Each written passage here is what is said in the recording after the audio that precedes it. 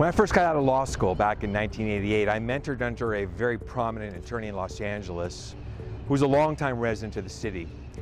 And he told me, back when he was a kid, his family would come and in the summertime would vacation in Santa Ana in historic French Park. I couldn't believe it. You left Los Angeles to vacation in Santa Ana? But apparently there was a time where the idea of vacationing in Santa Ana was not crazy.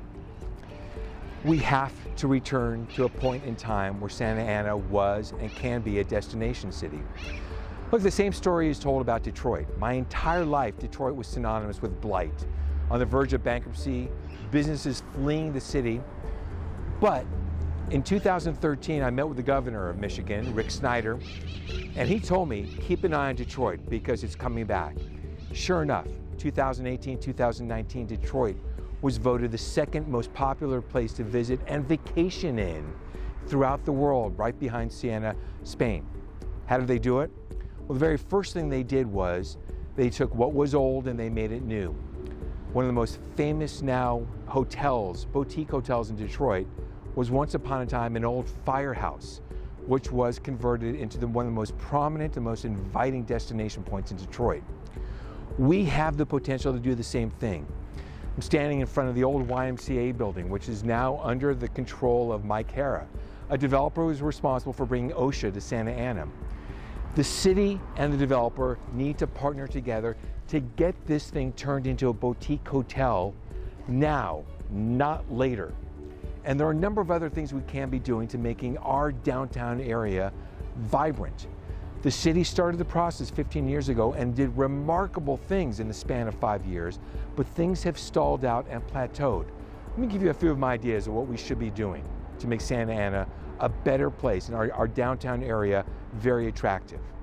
Just a block away from the YMCA building is now the vacant old Chase Bank building. Historic, haunted, should be converted into a very famous prominent restaurant, a great steakhouse. We have old buildings in downtown Santa Ana as well. Where on the 2nd through 5th, 6th floors, there should be office spaces of high, energetic industry going in there to create energy that emanates and protrudes down onto the streets. Just a block away from here, we have the old bus station here in Santa Ana, which has been grappling with the homelessness problem because it has been turned into a temporary shelter. I appreciate that the shelter is moving to Yale, but I don't believe it's going to tackle comprehensively and fully the homelessness crisis that we're dealing with. Another prime example of what we can be doing in downtown are the quinceanera shops. Sure, there are neighbors that are saying that we should be chasing those out of downtown. I disagree with that. The quinceanera shops and some of the Hispanic shops that are in downtown are part of our heritage. We should not be chasing this away, but rather they should be featured as part of our evolutionary back to prominence.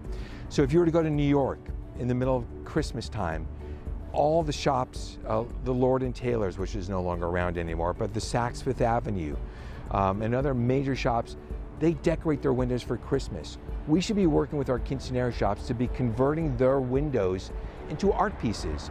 If we can couple them with local artists or local industry to design prominent window space so people come not to avoid the quinceanera shops, but to actually line up and see what we have inside those shops or inside those windows, we can be emphasizing our history as we couple with our return to prominence. I'd like to hear some of your ideas. Please comment wherever you see this video in the comment section. My name is Jeffrey Katz. I'm your neighbor. I'm running for City Council and I'm standing up for Ward 3. Thank you.